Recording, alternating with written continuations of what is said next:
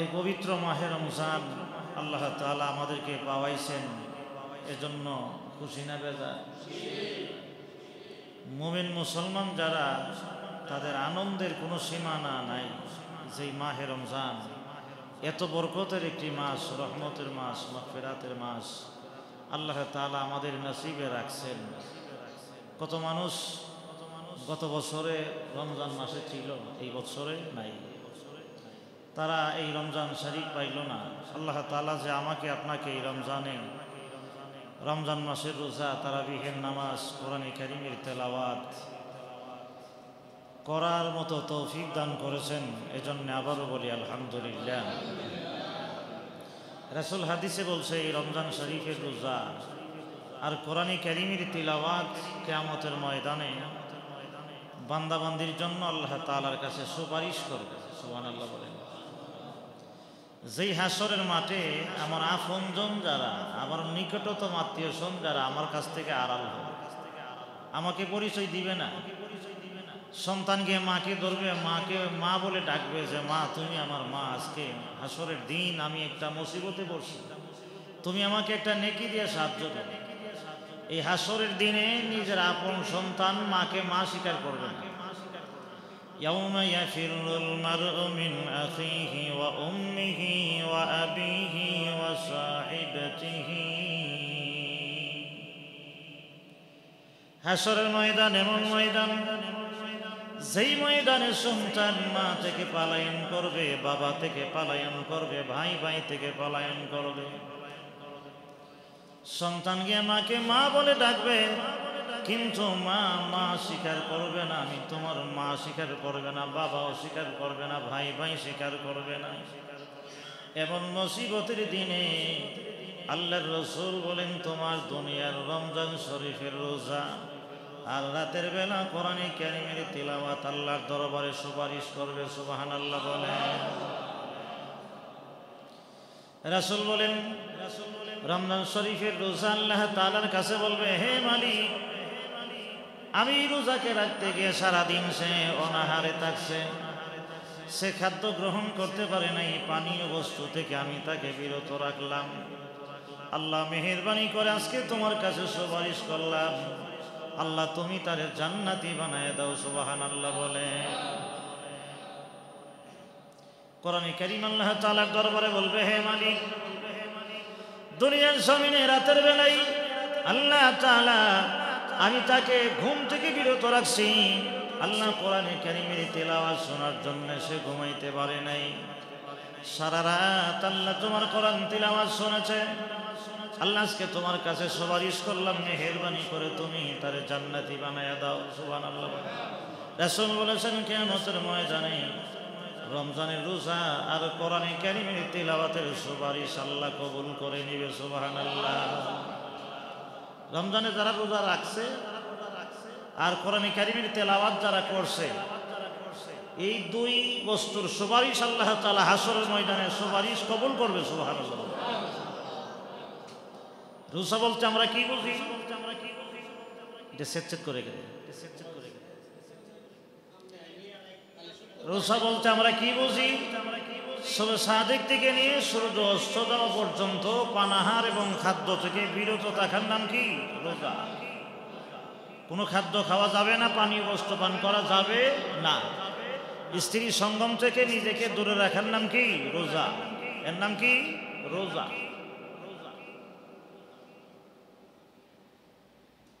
এই ফাঁকে দিয়ে একটা কথা বলতেই হয়, রোজা কি কি কারণে ভঙ্গ হয়ে যায় একটু জানার দরকার আছে না? এক নম্বর হইল, যদি কেউ কোনো খাদ্য বস্তু গ্রহণ করে এর দ্বারা রোজা ভেঙে যাবে। পানীয় বস্তু কোনো কিছু পান করলে এর দ্বারা কি হবে? রোজা ভেঙে যাবে। খাবারের মধ্যে যত জাতীয় খাবার আছে, খাদ্য বলতে যা আছে, এবার ভাত হোক, ডাল হোক, রুটি হোক, যা কিছুই হোক না কেন, যদি সে খায় তাইলে কি হবে? তার রোজা ভেঙে যাবে। পানীয় বস্তু যদি সে পান করে তাহলে তার রোজা কি হয়ে যাবে? ভেঙে যাবে। যেমন সিগারেটও কিন্তু পান করা হয়, সুরুট পান করা হয়। সিগারেট খাইলে কি রোজা ভাঙবে না? শরবত খাইলে কি রোজা ভাঙবে না? পানি খেলে কি রোজা ভাঙবে না? এজন্য খাদ্য বস্তু এবং পানীয় বস্তু যাই হোক যদি সে খায় তাইলে কি হবে? রোজা ভেঙে যাবে। সবে সাদেক থেকে নিয়ে সূর্য অস্ত যাওয়া পর্যন্ত স্ত্রী সঙ্গম করা যাবে না, এর দ্বারা কি হয়ে যায়? রোজা ভেঙে যায়। যদি কেহ নিজে নিজে স্ত্রী সঙ্গম স্বেচ্ছাই করে তাহলে তার রোজা ভেঙে যাবে। মনে করেন সেহরি খাবারের সময়, সবে সাদেকের সময় আসে, মনে কইরা যে এখনো মনে হয় আরো সময় বাকি আছে, এমন তো আসে না যে এখনো সময় মনে হয় আরো বাকি আছে। এমন এক এলাকায় বসবাস করে যেখানে মাইকের কোনো আওয়াজ যায় না, সময় আছে মনে কইরা যদি সেহরি খাবারে থাকে, আর খাওয়া অবস্থায় যদি গিয়ে দেখে যে হঠাৎ করে শুনে যে সেহরি খাবারের সময় কি হয়ে গেছে, শেষ হয়ে গেছে, সবে সাদিকও দই হয়ে গেছে, তাহলে তার এই রোজা কি হয়ে যাবে? ভেঙে যাবে। এই রোজা হবে না। ইফতার করার সময়, ইফতারের আগে সূর্য অস্ত হয়ে গেছে মনে করে যদি কেহ ইফতার করে ফেলে, ইফতার করার পরে যদি সে জানতে পারে যে এখনো সূর্য অস্ত যায় নাই, এখনো ইফতারির সময় হয় নাই, তাহলে তার রোজা কি হয়ে গেছে? ভেঙে গেছে। কথা কোন ঠিক না? মোট কথা হইল খাদ্য বস্তু যেই কোনো দিক দিয়ে যদি ভেতরে ঢোকানি হয় তাহলে তার রোজা কি হয়ে যাবে? ভেঙে যাবে। এই জাতীয় কাজ যারা রোজা রাখে এরা সহজে করে না, করে নাকি? রোজা ভেঙে যাওয়ার মতো কাজ আমাদের সমাজে মানুষ যারা রোজা রাখে এরা অন্তত এই কাজ করে না। আলহামদুলিল্লাহ বলেন আলহামদুলিল্লাহ। যেই কাজ করলে রোজা একেবারে ভেঙে যায়, কাজ সমাজে যারা রোজা রাখে এরা করে না। এরা কিছু খায় না, এরা কিছু পানও করে না, স্ত্রী সঙ্গম করে না। যেই কাজ করলে রোজা ভেঙে যাবে এই কাজ মুসল্লিরা করে না, আলহামদুলিল্লাহ। কিন্তু যেই কাজ করলে রোজা অঙ্গহানি হয়, যেই কাজ করলে রোজা অকিছু হয়ে যায়, যেই রোজার কোনো পাওয়ার থাকে না, ক্ষমতা থাকে না, এমন কাজ আমরার মুসল্লিরা রোজাদারেরা অহরহ বুড়ি বুড়ি ভাবে করে। যে হুজুর তাইলে এটা আবার কোন কাজ? রাসূল বলেন আস-সাওমু জুন্নাহ মা লাম ইয়াখরিকহা। আল্লাহর নবী রাহমাতুল লিল আলামিন বলেছেন রোজা হইল তোমাদের জন্য একটা ঢাল স্বরূপ। জাহান্নামে দুনিয়াতে ঝগড়া ফাসাদ থেকে নিজেকে বাঁচাইতে হলে যেমন সামনে ঢাল ব্যবহার করা হয়, রাসূল বলেছেন জাহান্নামের আগুন থেকে বাঁচার জন্য রোজাটাকে তোমাদের জন্য ঢাল ঘোষণা দেওয়া হয়েছে। সুবহানাল্লাহ বলেন।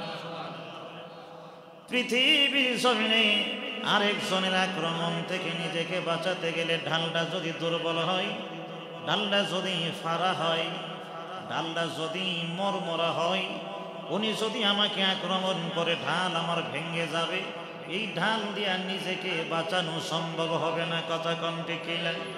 ঠিক তেমনি ভাবে আল্লাহর নবী রাহমাতুল লিল আলামিন বলেছে রোজা তোমাদের জন্য কিয়ামতের ময়দানে মুসিবতের দিনে কবরে তোমাদেরকে জাহান্নামের আগুন থেকে বাঁচাবে। এই রোজাটা তোমরা ভেঙে দিও না, এই রোজাটাকে তোমরা ফাড়িয়ে ফেলিও না, মরমরা বানাইয়া ফেলিও না। সাহাবীরা বলেন ওগো নবীজি, এই দুনিয়ার সামনে রোজাটাকে কেমনে ফাড়িয়ে ফেলা হয়? রাসূল বলেন রোজা রেখে যদি কেহ মিথ্যা কথা বলে, রোজা রেখে যদি কেহ গীবত করে, পরনিন্দা করে, মানুষের সমালোচনায় যদি নিজেকে আত্মনিয়োগ করে, গুনাহের কাজে যদি লিপ্ত থাকে, রাসূল বলেন এর দ্বারা তার রোজাটা ফারিয়ে যাই, মরমরা হয়ে যায়। এই রোজা সারাদিন ক্ষুধার্ত থাকা ছাড়া আর কিছুই না। জোরে কোন ঠিক না? রাসূল মিশকাত শরীফের হাদিসে বলেছে পৃথিবীতে কিছু মানুষ আছে, সেই মানুষগুলি সারাদিন শুধু উপবাস ছাড়া আর কিছুই মনে হয় না। সে সেহরির সময় খাবার খেয়েছে, সেহরি খাইছে, আবার ইফতারির সময় ইফতার করবে, সারাটা দিন যেন তার গেল শুধু উপবাসে গেল, উপবাসে গেল, আর কিছুই যেন কাজ হইল না। কেন কাজ হইল না? রোজা রাইখা যারা মিথ্যা কথা বলে, রোজা রেখে যারা পরনিন্দা করে, রোজা রেখে যারা তিনজন ছয়জনের সঙ্গে বসে বসে আরেকজনের সমালোচনায় লিপ্ত হয়ে যায়, রোজা রেখে যারা কবিরা গুনাহ করে, রোজা রেখে যারা গুনাহের কাজে নিজেকে সামিল করে, রোজা রেখে চোখ দিয়ে সিনেমা দেখে, রোজা রেখে কান দিয়ে গান বাজনা শোনে, রোজা রেখে সময় টাইম পাস করার জন্য খেলাধুলা করে। এখন তো ক্যারাম বোর্ড নাই, মোবাইল আছে, মোবাইল আসেনি। হুজুর আমার সময় যাই না, সেই জন্য মোবাইলের ভিতরে আমি টাইম পাস করলাম। রাসূল বলেছেন এমন জাতীয় গুনাহের কাজে যারা রোজা রেখে টাইম পাস করবে, ওই মানুষগুলি সারাদিন যেন শুধু উপবাস রইল, ক্ষুধার্ত রইল, এছাড়া আর কোনো কাজ আসেনি। জোরে বলেন আছে না নাই? এজন্য রোজা যদি কিয়ামতের ময়দানে আমার পক্ষে সুপারিশকারী বানাতে হয়, রোজাটাকে যদি আমার জন্য কিয়ামতের ময়দানে সুপারিশকারী বানাতে হয়, আমার ভাইরা হাতে পায়ে ধরে বলি, রোজা রেখে মানুষের মিলে এখন কম যাইবেন, লোক মিলে যাইয়েন না, বেশি কথা কয়েন না, একেবারে চুপ থাকবেন। কারণ মানুষের কাছে গেলেই গীবত করতে হয়, না হয়তো শুনতে হয়, কথা কম ঠিক কিনা? এজন্য আল্লাহর নবী রাহমাতুল লিল আলামিন বলছেন, কেউ যদি তোমার পায়ে ফাড়া দিয়ে ঝগড়া করতে চাই, তোমার কাঁধে ফাড়া দিয়ে যদি ঝগড়া করতে চাই, তোমার সঙ্গে যদি বেশি অতিরিক্ত কথা বলতে চাই, এই সময় তুমি বলে দিও ইন্নী সাইম, ভাই আমি রোজাদার, সুবহানাল্লাহ, আমি রোজা রেখেছি, আমি তোমার গীবত শুনতে পারবো না, সময় নাই, আমি রোজা রাখছি, আমাকে দিয়ে মিথ্যা সাক্ষী দেওয়া সম্ভব হবে না, আমি রোজা রাখছি, আমাকে দিয়ে মিথ্যা গুনাহে কাবীরা করা সাগীরা করা সম্ভব হবে না, সুবহানাল্লাহ বলে। এজন্য রোজা রেখে যত মানুষ মিলে কম যাওয়া যায়, যত কম বলা কথা কম বলা যায় ততই ভালো, কথা কম ঠিক কিনা? কিছু কিছু মানুষে মনে করবে হে বাপ দুইটা লেছে, কি দুইটা লেছে, ঠিক আছে অসুবিধা নেই, বাবুই ধরছি, কি ধরছি, বাবুই ধরছি, একটা মাস রমজানের জন্য আমি বাপ ধরলাম, আমি বেশি কথা বলবো না, আমি একেবারে নীরব থাকবো। এমন ভাবে যদি রোজা রেখে যদি আমার চোখের হেফাজত করতে পারি, রোজা রেখে যদি আমার কানের হেফাজত করতে পারি, রোজা রেখে যদি আমার জবানের হেফাজত করতে পারি, রোজা রেখে যদি আমি আমার হাতের হেফাজত করতে পারি, রোজা রেখে যদি আমার পায়ের হেফাজত করতে পারি, আমার একজনে ফতোয়া শিখাই, হুজুর রোজা রেখে যদি ক্যারাম বোর্ড খেলি রোজা ভাঙ্গে যাবো, গানি না থাকবো।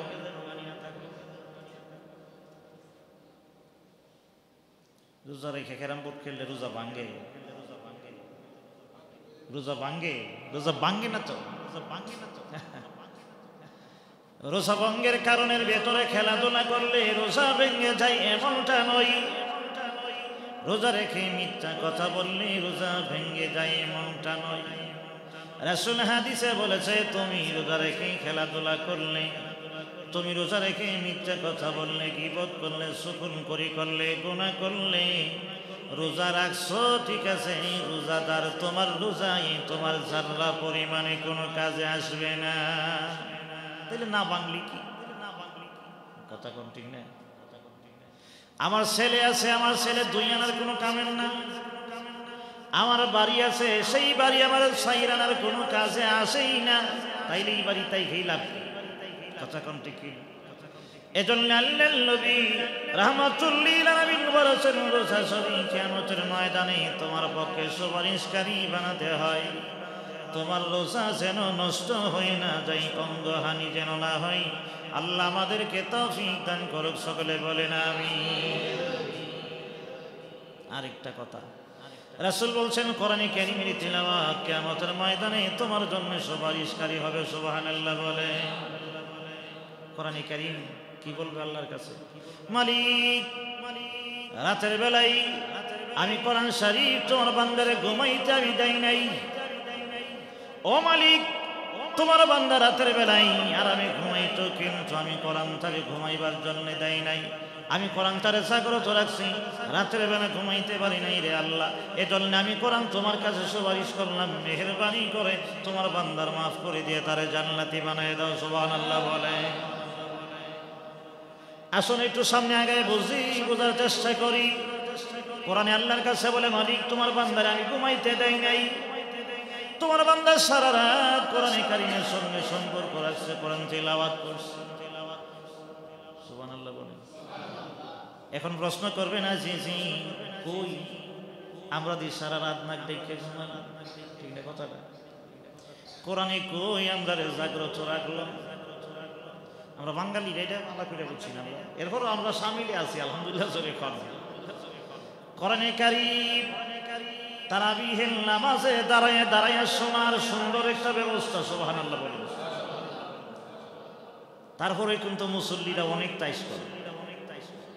কোরআনে কারীম হাসরের ময়দানে সুপারিশ করবে, কোরআন বলবে, আল্লাহ তোমার বান্দার রাত্রে ঘুমাইতে আমি দেই নাই, তোমার বান্দা সারা রাত কোরআন তেলাওয়াত শুনছে। সুবহানাল্লাহ। কোরআন তিলাওয়াত করছে এই জন্য আমি সুপারিশ করি। এজন্য সৌদি আরবের এরা এই হাদিসের ব্যাখ্যা খুব ভালো করে বুঝছে, এজন্য এরা সারা রাত কাটায় দিয়ে কোরআন তেলাওয়াত শোনার ভেতরে দিয়ে। সুবহানাল্লাহ বলেন। অনেক জায়গায় অনেক মসজিদে মনে আছে 4 রাকাত নামাজ পড়ে পড়ে তারাবিহের নামাজ, এরা এই পানি খাইতেছে, খেজুর খাইতেছে, বাইরে একটু ঘুরে ঘিরে আইসে আবার অনেকক্ষণ পরে আবার 4 রাকাত নামাজে দাঁড়াইতেছে।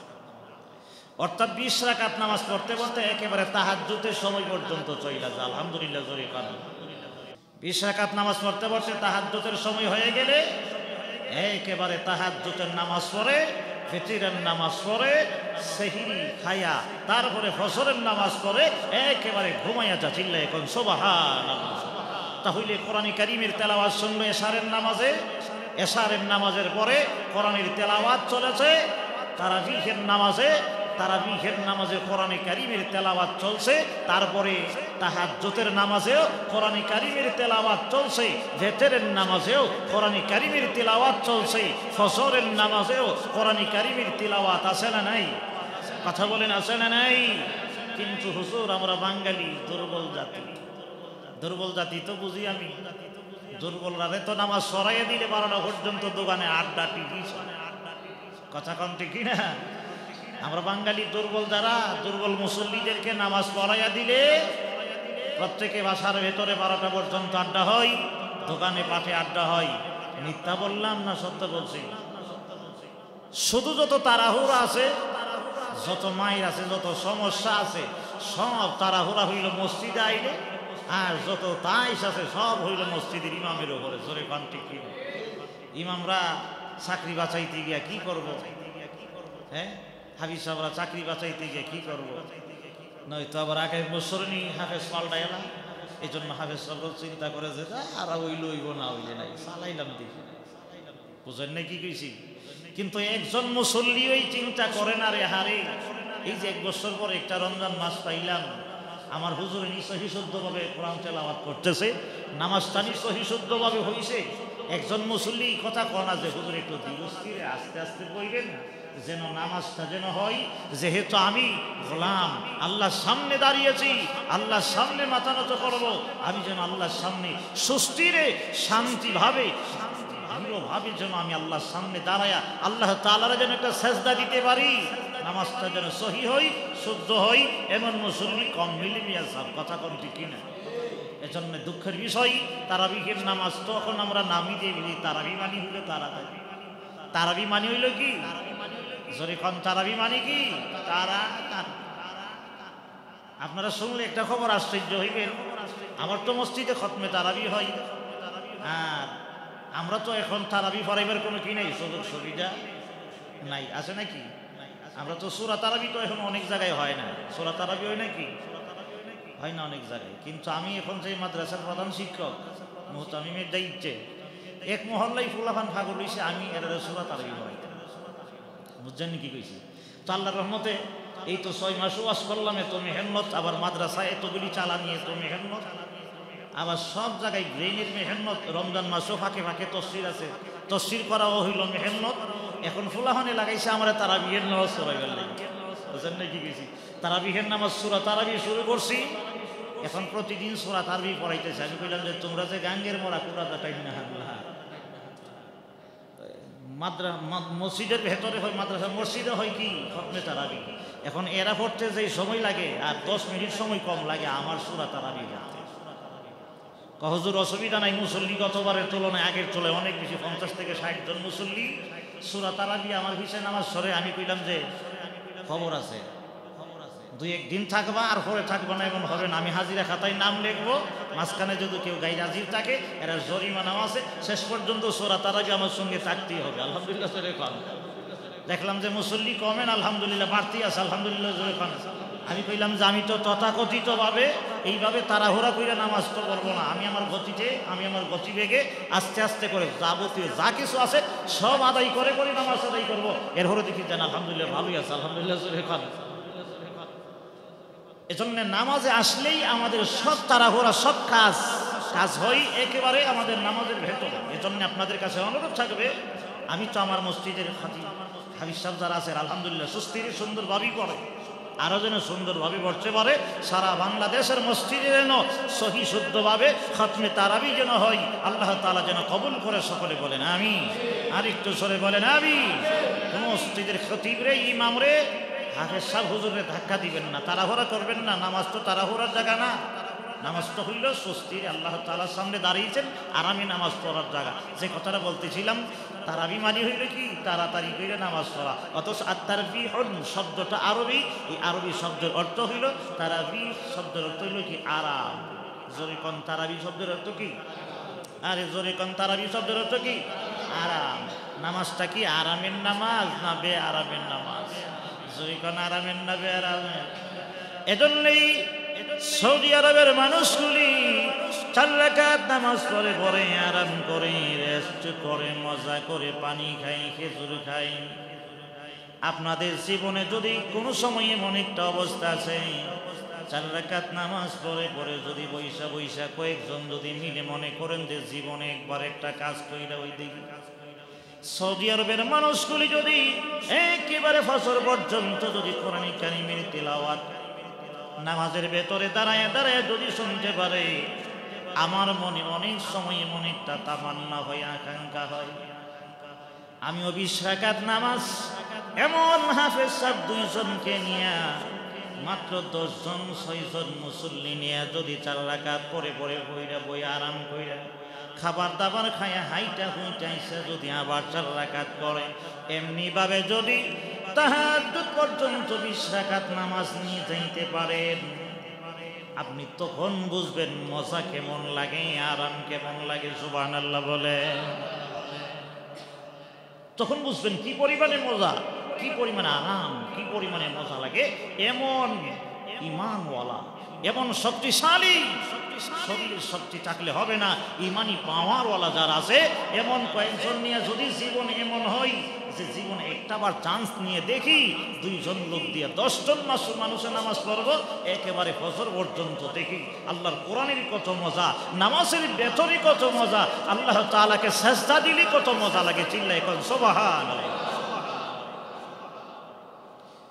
এজন্য আল্লাহর নবী বিশ্বনবী রাহমাতুল লিল আলামিন বলেছেন, কিয়ামতের ময়দানে কোরআন কারীম আল্লাহ রাব্বুল আলামিনের দরবারে বলবেন, আল্লাহ তোমার বান্দারে রাতের বেলায় ঘুমাইতে দেয় নাই, তোমার বান্দা সারা রাত কোরআন কারীম তিলাওয়াত করেছে, আল্লাহ আজকে মুসিবতের দিনে তার মা বাবা আত্মীয় স্বজন কেউ তার সুপারিশ করবে না, আমি কোরআন কারীম তার পক্ষে সুপারিশ করলাম, মেহেরবানি করে আল্লাহ তুমি তারে জান্নাতি বানাইয়া দাও। শুধু নামাজের ভিতরে নয়, নামাজ ছাড়াও যারা আল্লাহর কোরআনের সঙ্গে রমজান মাসে সম্পর্ক রাখে, আল্লাহর কোরআন বেশি বেশি করে তিলাওয়াত করবে, সকালে বিকালে শহরে রাতে শেষ রজনীতে 26 ঘন্টায় আল্লাহর কোরআন কারীম যারা তিলাওয়াত করবে, এই কোরআন কারীম কিয়ামতের ময়দানে তোমার পক্ষে আল্লাহ রাব্বুল আলামিনের কাছে সুপারিশ করবে। সুবহানাল্লাহ বলে, এই রমজান মাসে যদি একটা নফল আদায় করলে যদি একটা ফরজের সওয়াব হয়, একটা ফরজ আদায় করলে যদি 70টা ফরজের সওয়াব হয়, রাসূল বলেছেন প্রত্যেকটা বনি আদমের নেকি আল্লাহ তাআলা 10 গুণ থেকে নিয়ে বান্দারে 70 গুণ পর্যন্ত আল্লাহ তাআলা দিয়া দেয়। সুবহানাল্লাহ বলে, 10 থেকে নিয়ে কত দেয়? এই চিল্লা এখন কত দেয়? প্রতিটি নেক কাজের বিনিময় আল্লাহ রাব্বুল আলামিন বনি আদমরে 10 গুণ থেকে নিয়ে বাড়াইয়া আল্লাহ রাব্বুল আলামিন 70 গুণ পর্যন্ত দিয়া দেয়। সুবহানাল্লাহ বলেন। আল্লাহর ক্ষমতা আছে, জোরে কোন আছে? রাসূল বলেন আস-সাওমু লি ওয়া আনা আজজি বিহি, পৃথিবীতে আমার বান্দা যত নেক কাজ করে সমস্ত নেক কাজের প্রতিদান আমি আল্লাহ থেকে 70 পর্যন্ত দিব, কিন্তু একমাত্র রমজান শরীফের রোজার বিনিময় আমি আল্লাহ থেকে 70 পর্যন্ত ঘোষণা দিলাম না। আমি আল্লাহ কিয়ামতের ময়দানে আমি আল্লাহ রাব্বুল আলামিনের নিজ কুদরতি হাতে আমার বান্দা বান্দিরে আমি প্রতিদান দিব। সুবহানাল্লাহ বলে। আরেকটা কথা বলি আমার ভাই, রাসূল হাদিসে বলেছেন লিসাইমি ফারহাতুন ইনদা ফিতরিহি ওয়া ফারহাতুন ইনদা লিকাই রাব্বিহি। চিল্লায় কোন সুবহানাল্লাহ। রাসূল বলেন রোজাদারের জন্য দুইটা খুশি, দুইটা আনন্দ। একটা আনন্দ হইল ইফতারের সময়, আরেকটা আনন্দ হইল আল্লাহর সঙ্গে যেদিন বান্দার দিদার হবে, সাক্ষাৎ হবে, ওই দিন হবে বান্দার আরেকটা আনন্দ। সুবহানাল্লাহ বলে। ইফতার করবেন সুন্নত হইল কি দিয়ে? খেজুর দিয়ে। জরিকান সবাই ইফতার কি দিয়ে করবে? আর জরিকান কি দিয়ে করবে? নাকি বড়ি দিয়ে করবে?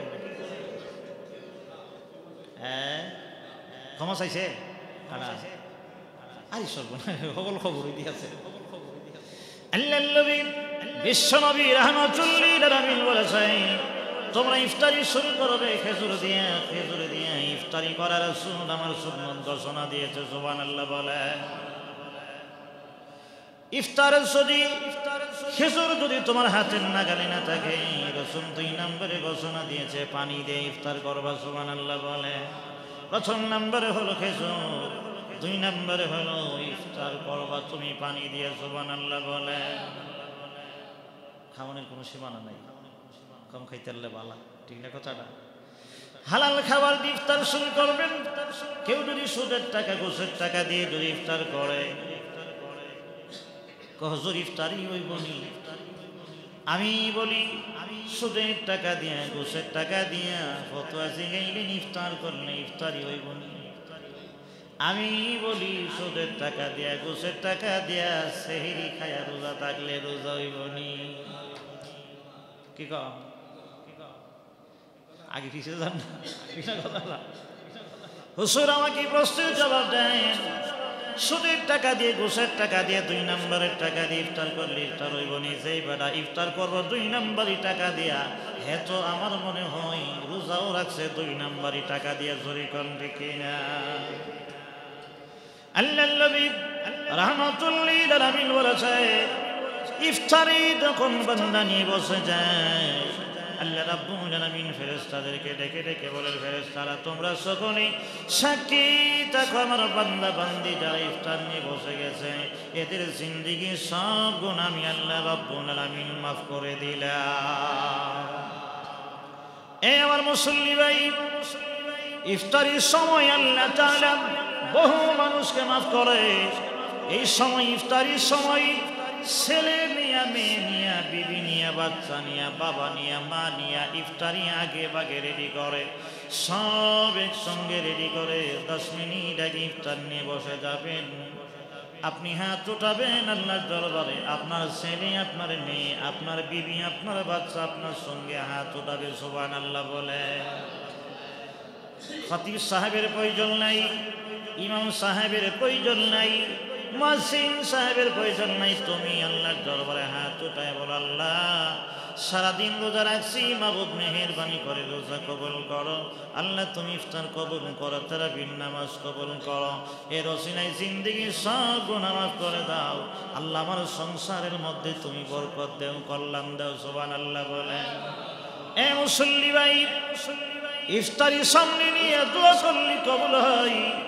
তুমি আমি আসিকে নিয়ে দোয়া করাই না, তোমার ঘরে কি সমস্যা আমার জানা নাই, তোমার অন্তরে কি জ্বালা আছে আমার জানা নাই, তোমার স্ত্রী সন্তান নিয়ে তোমার কি অসুবিধা এইগুলি আমার জানা নাই, তোমার ভালো করে জানা আছে। কথা কোন ঠিক?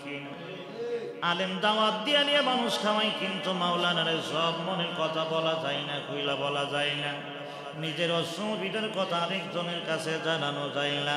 ইফতারির সময় ইফতার করে সামনে নিয়ে আল্লাহর দরবারে হাত উঠায় বল, আল্লাহ আমার ছেলে আমার কথা শুনলাম, আমার স্ত্রী আমার কথা শুনলাম, আল্লাহ আমার কথা না শোনাই আমাকে ফেলে দিয়ে বাবার বাড়ি যাই, মার্কেটে যাই, আমার ছেলে আমার কথা শুনেন, আমার মেয়ে আমার কথা শুনেন, আল্লাহ রে মেহেরবানি করে আমার ছেলের আমার অনুগামী বানিয়ে দাও, আল্লাহ আমার বিবি আমার অনুগামী বানিয়ে দাও।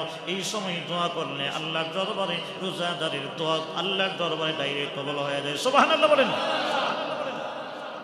শান্তি কেমনে? শান্তি কি সর্বত্র গড়গড়াই পড়ে? শতকরা 90% ফ্যামিলি ইফতারির সময়ে দোয়া নাই। ইফতারির সময় মা বাবা সন্তান বসে একসঙ্গে বসে না, একজন হইল সাধন, আরেকজন হইল টপ বারিন্দাই, আরেকজন হইল সিঁড়ির মধ্যে দাঁড়ায় আছে, আরেকজন ফাঁক ঘরের সোলাই, আরেকজন মোবাইল নিয়ে ব্যস্ত আছে, আরেকজনের সঙ্গে টেলিফোনে কথা নিয়ে ব্যস্ত আছে। এইদিকে মসজিদের মাইকে এলান হয়ে গেছে, ইফতারের সময় হয়ে গেছে। তখন দৌড়াইয়ে গিয়া যারা তো মোবাইল আছে, আমি তো কই দিছি খেজুর দিয়ে ইফতার করুন, শুকনো খেজুর আগে হাতে রেডি রাখছে, খেজুরটা কোন রকম মুখে দিয়া ইফতারটা ভেঙেছে, এখন রোজাটা কোন রকম ভাঙছে। কপাল ফোরা মুসলমান, সেই সময় তোমার দোয়া কবুল হয়, যেই সময় আল্লাহ রহমত দেয়।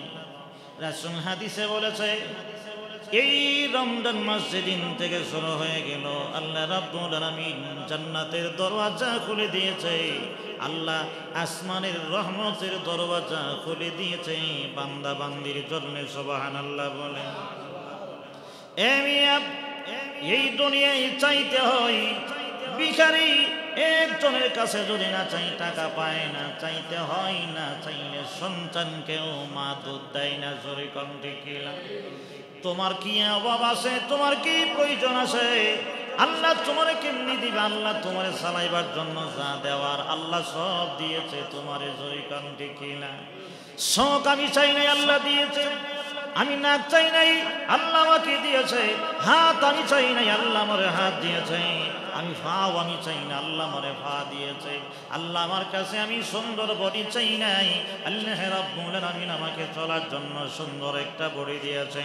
আল্লাহ বলেন, বান্দা বিনা দরখাস্তেই বিনা চাওয়াই তুমি বান্দা দুনিয়াতে চলার জন্য যা যা লাগবে আমি আল্লাহ সব তোরে দিয়া দিয়েছি, একটার মধ্যে আমি আল্লাহ কমতি করি নাই। সুবহানাল্লাহ জোরে কান।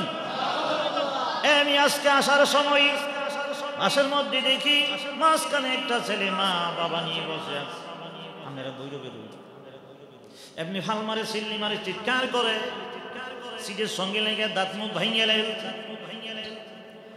এত চিৎকার আমি সহ্য হইতেছে না। ভাবলাম যে জিনের কোন আসর আছে নাকি, জিনের আসর হলে একটু কথা বলে দেখা যায়।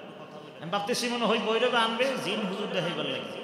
তো আমি পাশে গিয়ে জিজ্ঞাসা করলাম, ভাই বাচ্চাটার কি সমস্যা? হুজুর ব্রেনের সমস্যা। জিনের কোনো আসর টাসর আসেনি আমার না হুজুর। কেউ কেউ বলে জিনের সমস্যা আছে, কেউ বলে সমস্যা নাই, তবে ব্রেনের সমস্যা কখন থেকে? জন্ম থেকেই সমস্যা। আল্লাহ বাচ্চারা সুস্থ বানাই দেখ, বলেন আমিন। আধা ঘন্টা সময় সব মানুষ অস্থির হয়ে গেছে। এই ছেলেটার চিৎকারে হুই হাল্লায় চোখে এইভাবে বড় বড় হইয়াছে। এই সংসারে এই বাবা এই মা এই বোনেরা কেমনে চলে? আয় হায়,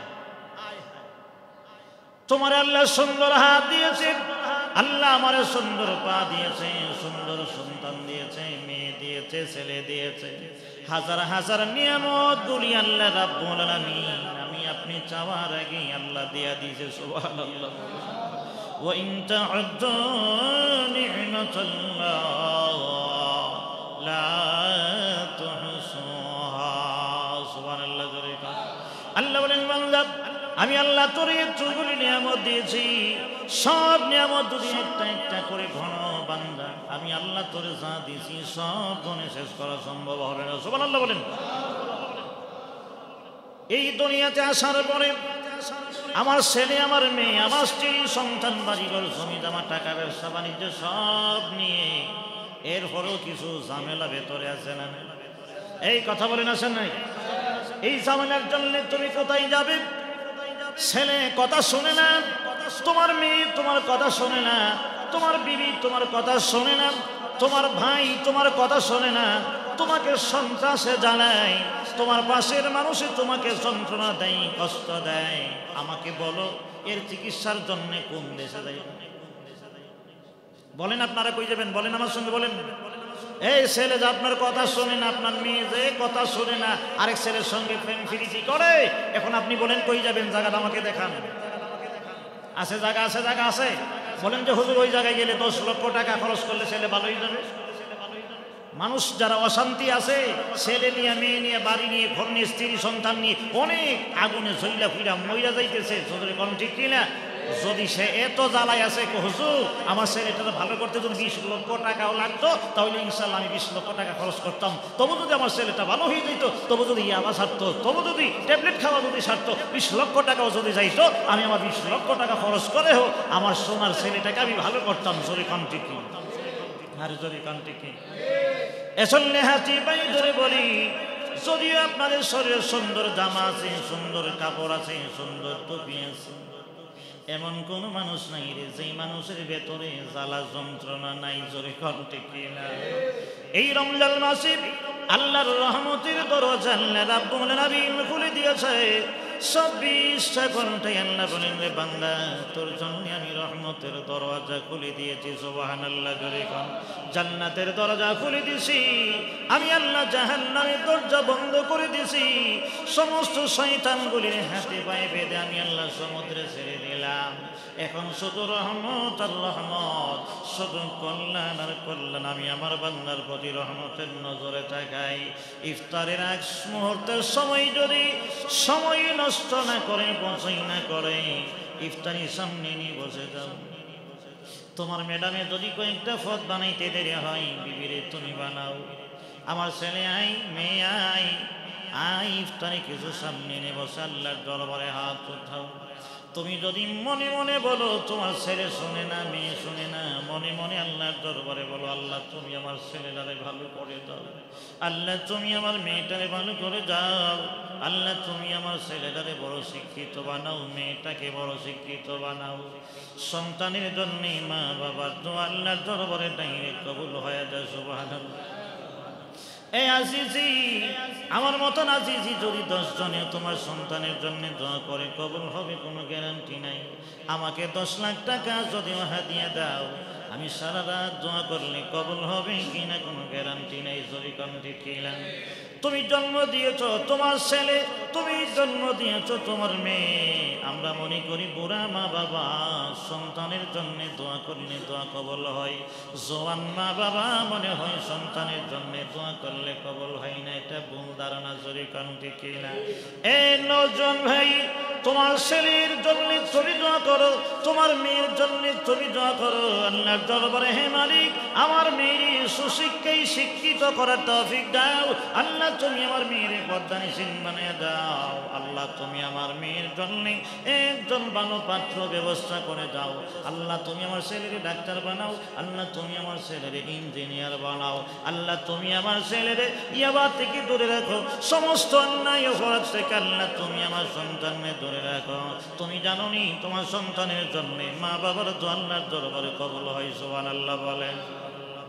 এর কপাল ফোরা মুসলমান, আমরা ছেলের জন্য দোয়া করার সময় নাই, মেয়ের জন্য দোয়া করার সময় আমরা নাই। কারণ আমরা অন্যের জন্য দোয়া করতে পারি, নিজের জন্য দোয়া করি না। এই জন্যই তো আমাদের প্রতিটা ঘরে ঘরে এখন আগুন জ্বলে, আগুন জ্বলে। জোরে কণ্ঠে গেলে ইফতারের সময় ছেলে মেয়ে নিয়ে দোয়া করবেন। রাজি আছেন সবাই? জোরে বলেন, রাজি আছেন সবাই? রাসূল বলেছেন, কেউ যদি আরেকজন ইফতার করাই নিজে ইফতার করবেন, আরেকজন ইফতার করাবেন, ওই ব্যক্তি রোজা রাইখা যত সওয়াব অর্জন করেছে, তুমি তারে যে ইফতার করাইলে তার সওয়াব আল্লাহ তোমার আমলনামায় দেয়া দিবে। সুবহানাল্লাহ বলে। এজন্য আপনি মানুষজন ইফতার করাবার জন্য চেষ্টা করবেন। আশেপাশে যারা আছে, গরিব অসহায় যারা আছে, এদেরকে ইফতারি কিনে দিবেন, এদেরকে খেজুর কিনে দিবেন, ফল ফ্রুট কিনে দিবেন। আশেপাশে মানুষ যারা আছে খবর দিবেন। রাজি আছেন তো নাকি? এই জোরে কথা বলেন, রাজি আছেন তো নাকি? এজন্য অনেকে আবার চিন্তা করে আমি সারাদিন রোজা রেখে আরেকজনের ঘরে গিয়ে যদি ইফতার করি, সারাদিন কষ্ট করে আমার সব এড়ে দিয়ে লাইতাম। এই কথা কোন আছে না নাই? নারী বাইনা এমনটা হবে না। সারাদিন রোজা রেখেছো তুমি, আল্লাহ তোমার সওয়াব দেবে যে তোমার ইফতার করাইলো। আল্লাহ রাব্বুল আলামিন সমান সব আল্লাহ তারে দেওয়ার ক্ষমতা আমরা আল্লাহর আছে না নাই? কথা বলেন আছে না নাই? সওয়াবের কোনো কি হবে না, কমতি হবে। এই জন্যে ইজাবাতুদ দাওয়াত, দাওয়াত গ্রহণ করা সুন্নত। একজন মুসলমান আরেকজন মুসলমানের কাছে 5টা হক পাওনা আছে, এর ভেতরে একটা হইল দাওয়াত দেওয়া, আরেকটা হইল দাওয়াত গ্রহণ করা। কেউ যদি আপনাকে দাওয়াত দেয় যে ভাই আজকে আমার বাসায় ইফতার করতে হবে, আমি আপনাকে দাওয়াত দিলাম, এখন আপনি যদি বলেন নো আমি যাব না, এটা সুন্নতকে অ্যাবাউট করা হলো, সুন্নতকে আপনি মানলেন না। আপনি দাওয়াত যদি সম্ভব হয় কবুল করবেন, কিন্তু অসুবিধা অন্য কিছু থাকলে কোনো অসুবিধা নাই। কিন্তু এই সমস্যা যদি ধরেন সারাদিন রোজা রাখবো, ওর বাসায় গিয়ে কেন ইফতার করবো, হ্যাঁ তাহলে তো আমার রোজার সওয়াব সব নিয়ে যাবে, তাইলে আমি যাব না, এই কথা মনে করে যাওয়া যাবে না, এটা পারা যাবে না। হ্যাঁ যদি সময় নাই আমি দাওয়াত রাখলাম না, এটা ভিন্ন কথা। আর যদি মনে করেন যে দাওয়াত দিতেছে হেহুদা খালি 2 নাম্বার পয়সা দিয়ে আমারে খাওয়াইব, আমি যাব না, এটা হলো আরেক কথা। জোরে কারণ ঠিক কিনা? তাইলে আপনি যাইতে পারেন না, অসুবিধা নাই। এজন্য একজন আরেকজন ইফতারি করাবেন, রাজি আছেন তো নাকি? আরে জোরে বলেন রাজি আছেন তো নাকি? আল্লাহ আমরা সবাই তৌফিক দান করুক, সকলে বলেন আমিন। আরেকটু জোরে বলেন আমিন। হ্যাঁ সাহারি খাবেন, সাহারি খাবেন, সাহারি খাওয়ার ভেতরে সব আছে না নাই? আল্লাহ নবী রাহমাতুল্লিল আলামিন সাহারি খেয়েছে, সাহাবীদেরকে বলছেন সাহাবীরা রে তোমরা সাহারি খাও। কিছু কিছু বীর ফালোয়ান আছে, আমার শক্তি আছে, না খায়াও পারি, আসেনি না, না খায়া পারি মন না, একটা হইলো ঘুমাই দিয়েছেন কইতে পারেন না, না খায় তাহেন বোঝা অসুবিধা নেই। সজাগ আছেন, সময় আছে, আপনি না খায়া রোজা রাখবেন, হতে পারে না। সাহারি খাওয়া সুন্নত। সাহারি খাওয়া কি? রাসূল বলছেন সাহারির ভিতরে আল্লাহ তাআলা কল্যাণ আর বরকত ঢুকাই দিয়েছে। সুবহানাল্লাহ, সুবহানাল্লাহ। এজন্য কেউ একেবারে না খায় রোজা রাখবেন না, হয়তো বা কম খাবেন, ঠিক আছে না কথাটা? সবাই না থাকলে 1 গ্লাস পানি খাবেন, 2টা খেজুর খাবেন, একটা কলা খাবেন, না হয়তো 1 গ্লাস দুধ খায়া হলেও আপনি কি রাখবেন? রোজাটা রাখবেন সুন্নত।